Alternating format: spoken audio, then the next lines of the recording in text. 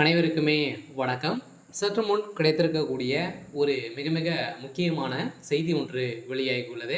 சற்று முன் உதயநிதி வீட்டில் புகுந்த அமலாக்கத்துறை, இது மாதிரி பார்த்தீங்கன்னா செய்திகள் வெளியே இருக்கு. ஸோ அனைவருக்குமே தெரியும், உதயநிதி ஸ்டாலின் அவர்கள் பார்த்தீங்கன்னா ஏற்கனவே செந்தில் பாலாஜியுடைய வழக்கில் டாஸ்மாக் நிறுவனத்தில் நடந்த ரைடின் அடிப்படையில் சதுரடியாக உதயநிதியுடைய பேரும் அடிபட்டு இருந்தது இல்லையா. ஸோ இந்த 1000 கோடி பார்த்தீங்கன்னா எங்கே சென்றிருக்கு அப்படின்ற மாதிரி பார்த்தீங்கன்னா அமலாக்கத்துறை அதிரடியாக ரைடுகள் நடத்தியிருந்தாங்க. இந்த ரைடின் அடிப்படையில் 2வது முறையாக நடந்த ரைடின் அடிப்படையில் தான் ஸோ அவர்கள் கொடுத்த வாக்குமூலத்தின் அடிப்படையில் உதயநிதிக்கு தான் இந்த அமௌண்ட் அனைத்துமே சென்றிருக்கு. அதே மாதிரி பார்த்தீங்கன்னா உதயநிதி நயன்தாரா என்ற பேரில் பார்த்தீங்கன்னா ஒரு 1000 கோடிக்கு மேலே பார்த்தீங்கன்னா சொத்துக்கள் ரிஜிஸ்டர் பண்ணியிருக்காங்க. ஸோ இந்த நிலையில் தான் இப்போ அதிரடியாக உதயநிதியுடைய கதை ஒட்டுமொத்தமாக முடிஞ்சிருக்கு. ஸோ இதை பற்றி இந்த வீடியோவில் நம்ம முழுமையாக பார்க்கலாம். ஸோ அதுக்கு முன்னாடி நம்ம சேனலுக்கு இப்போ தான் நீங்கள் முதல் முறையாக வந்திருக்கீங்க அப்படின்னா மறக்காமல் நம்மளுடைய சேனலை சப்ஸ்கிரைப் பண்ணி சப்போர்ட் பண்ணுங்கள். ஸோ வாங்க வீடியோக்குள்ளே போகலாம். ஸோ பார்த்தீங்கன்னா உதயநிதி ஸ்டாலின் அவர்கள் ஏற்கனவே அவர் துணை முதல்வர் ஆனதுலேருந்தே ஒரு மிகப்பெரிய பிரச்சனைகள் அவருடைய வாய்க்குழுப்பாலே பார்த்தீங்கன்னா ஸோ அவருடைய இமேஜை குறைக்கக்கூடிய அளவுக்கு தான் அவர் பேசி வர்றாரு.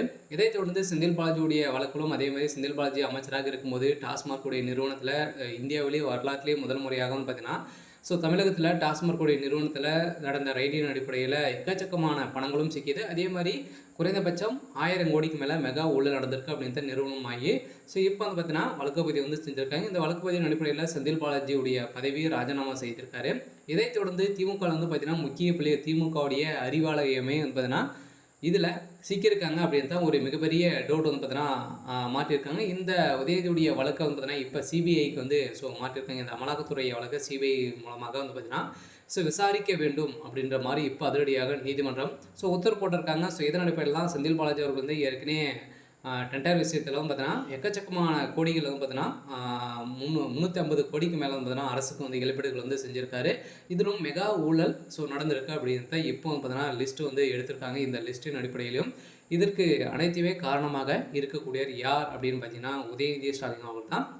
ஸோ இந்த நிலையில் தான் இந்த டாஸ்மாக் நிறுவனத்தில் நடந்த ரைடில் 2வது முறையாக நடந்த ரைடில் சிக்கிய விசாகன், அதே மாதிரி பார்த்தீங்கன்னா திரைப்பட இயக்குனர், இது மாதிரி பார்த்தீங்கன்னா ஒரு 3-4 பேர் பார்த்தீங்கன்னா இதில் சிக்கியிருந்தாங்க.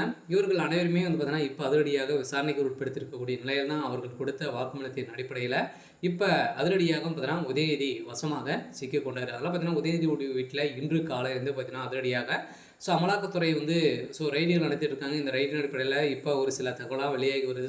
எக்கச்சக்கமான பணங்கள் இதில் கிடைத்திருக்கு அப்படின்ற மாதிரி இப்போ தகவல் வெளியாகி இருக்குது. சில பார்த்தீங்கன்னா வருகின்ற சட்டமன்ற தேர்தலுக்காக வயநாம பார்த்தீங்கன்னா எந்தெந்த துறைகளில் ஊழல் பண்ணணும் அனைத்து துறைகளிலுமே பார்த்தீங்கன்னா ஊழல் நடந்துட்டு இருக்குது. இந்த எல்லாம் அமலாக்கத்துறை இப்போ அதிரடி காட்டியிருக்காங்க.